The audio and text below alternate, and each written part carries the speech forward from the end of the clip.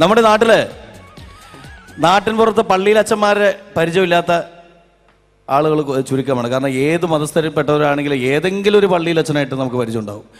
പലപ്പോഴും പല പള്ളിയിലെ അച്ഛന്മാരും എന്തെങ്കിലുമൊക്കെ കഥകളിൽ ഭാഗമൊക്കെ ആകാറുണ്ട്. കാരണം അവരെ കുറിച്ചിട്ട് ആവശ്യമില്ലാത്ത കഥകൾ, അല്ലെങ്കിൽ തമാശയ്ക്കായാലും കാര്യത്തിലാണെങ്കിലും എന്തെങ്കിലുമൊക്കെ കഥകൾ പറഞ്ഞുണ്ടാക്കുക എന്ന് പറയുന്നത് ഇപ്പോൾ കേരളത്തിലെ പലരുടെയും ഒരു പ്രത്യേകതയാണ്. ഇവിടെ വളരെ പരിശുദ്ധനായ ഒരു പുരോഹിതന്, ഒരു പള്ളിയിലെ അച്ഛന്, ഇത്രയും കൃത്യമായിട്ട് ജീവിക്കുന്ന ഈ പള്ളിയിലെ അച്ഛന് വരെ ഇങ്ങനെ ഒരു അബദ്ധത്തിൽ പോയി ചാടുകാൻ എന്താണ് കാരണം എന്ന് നമുക്കൊന്ന് കണ്ടറിയാം. പരിശുദ്ധനായ ഒരു പള്ളിയിലച്ഛനും ഒരു കൊച്ചു കള്ളനും. അയ്യോ, എന്നെ കൊല്ലാൻ വരുന്നേ!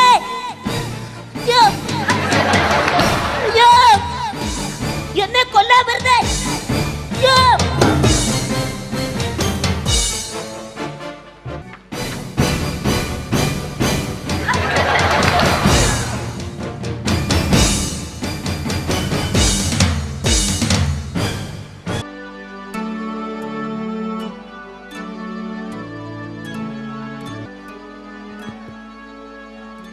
അച്ചോ, ഈശോ മിശിഹായ്ക്ക് സ്തുതിയായിരിക്കട്ടെ അച്ചോ.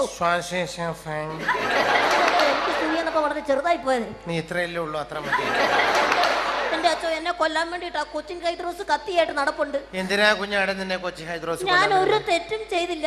അവന്റെ ആടിനെ ഞാൻ വെറുതെ ഒന്ന് എടുത്തു, അതിനാ അവൻ എന്നെ കൊല്ലാൻ നടക്കുന്നേ. ഒരു ആടിനെ വെറുതെ എടുത്തതിന് എന്തിനാ കൊല്ലാൻ വരുന്നേ? എന്റെ പൊന്നച്ചോ, അവന്റെ ആടിനെ അവനോട് ചോദിക്കാതെ ഞാൻ അറിയാതെ കറി വെച്ചു. അത് തെറ്റാണോ അച്ഛാ? സാത്താന്റെ കുഞ്ഞെ, അതിനെ പറയുന്നത് മോഷണം എന്നാണ്.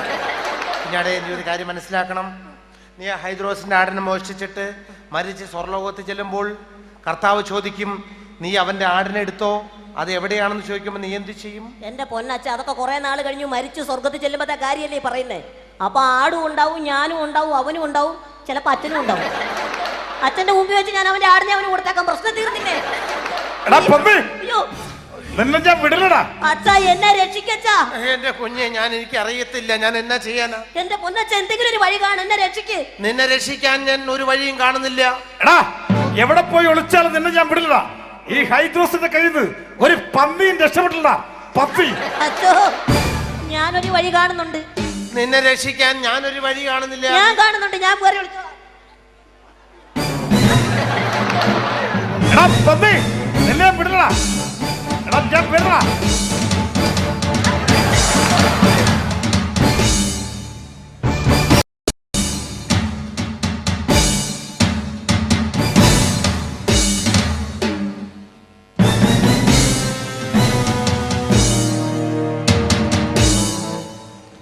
ഈശോമിശിഹായ്ക്ക് സ്തുതിയായിരിക്കട്ടെ. എപ്പോഴും വല്ലപ്പോഴും ഒക്കെ അങ്ങനെ ഇരിക്കട്ടെ. അച്ഛാ, ഓ, ആ ശശി ഇങ്ങോട്ട് പോകുന്നുണ്ടായിരുന്നോ? ഞാൻ ശശിയെ കണ്ടില്ലല്ലോ. അച്ഛാ, എന്ത് തെമ്മാടത്തരം കാണിച്ചെന്നറിയാമോ? എന്താണ്? എന്റെ ഭാര്യ കഷ്ടപ്പെട്ട് വളർത്തിയ ഒരു ആടിനെ അവൻ കൊന്നു നിന്നച്ചാ. അവനെ കൊല്ലണം. ആ കൊല്ലണം, അതാണ് ഞാൻ വന്നത്. അച്ഛറിയാവോ, ഒരു ഗുണ്ട എന്റെ ആടിനെ പൊട്ടിക്കാൻ ഉണ്ട് എങ്ങനെ തയ്യാറാന്ന് എനിക്ക് മനസ്സിലാവാത്തത്. ഞാൻ അവനെ കണ്ടിട്ടേ ഇല്ല ശശി. അവൻ ഇവിടെ ഇങ്ങോട്ടോ പോകുന്നത് ഞാൻ കണ്ടല്ലോ. ഇങ്ങോട്ട് വന്നവൻ ഞാൻ ഇവിടെ വരെ കണ്ടല്ലേ ഓടി വരുന്നത്. അച്ഛനറിയാതെ അവൻ എങ്ങോട്ട് പോവില്ല. ഞാൻ അവനെ കണ്ടിട്ടേ ഇല്ല ഹൈദ്രോസേ. ഒരു വൈദികനോട് ചോദിക്കുന്നത്, കള്ളം പറയരുത്. എന്റെ ആടിനാണ് അവൻ കൊന്നു നിന്നത്. അച്ഛൻ മര്യാദയ്ക്ക് പറഞ്ഞു, അവൻ ഇവിടുന്ന് എവിടെ പോയിട്ടില്ല. എന്റെ ഹൈദ്രോസേ, ഞാൻ ചെകുത്താന്റെയും കടലിന്റെ നടുക്കെയാണ്, ഞാൻ കണ്ടിട്ടേ ഇല്ല. അച്ഛാ, ഉള്ളത് പറഞ്ഞോ. അവൻ ഇവിടെ ഉണ്ട്. അച്ഛൻ എവിടെ പോവില്ല. അവൻ മര്യാദയ്ക്ക് പറഞ്ഞോ. ഈ ഹൈദ്രോസ് ഉണ്ടല്ല, കത്തി ഒറേ നൂറിയാല് രക്തം കണ്ടിട്ട് ഇവിടെ കുത്തികള്. മര്യാദയ്ക്ക് പറഞ്ഞു. അയ്യോ ഹൈദ്രോസേ, ഞാൻ പറയാം.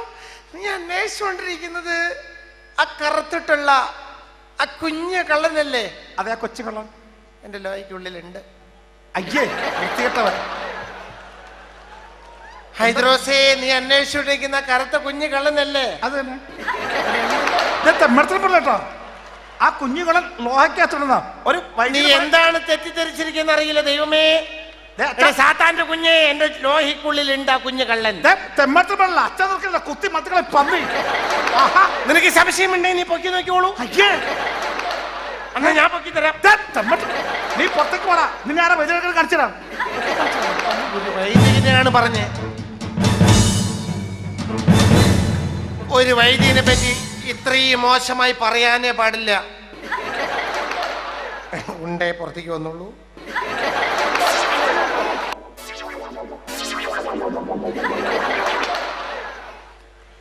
കുഞ്ഞേ, എങ്ങനെയുണ്ടായിരുന്നു എൻ്റെ ലോഹയ്ക്കുള്ളിലെ വാസം? വാസമൊക്കെ സുഖപ്രദമായിരുന്നു അച്ചോ. ഒറ്റ അപേക്ഷയുള്ളൂ. എന്താണ്? വല്ലപ്പോഴും എങ്കിലും ഈ ലോഹയും ആ അരമനയൊക്കെ ഒന്ന് കഴുകിയിടച്ചോ. നിന്നെ കൊല്ലി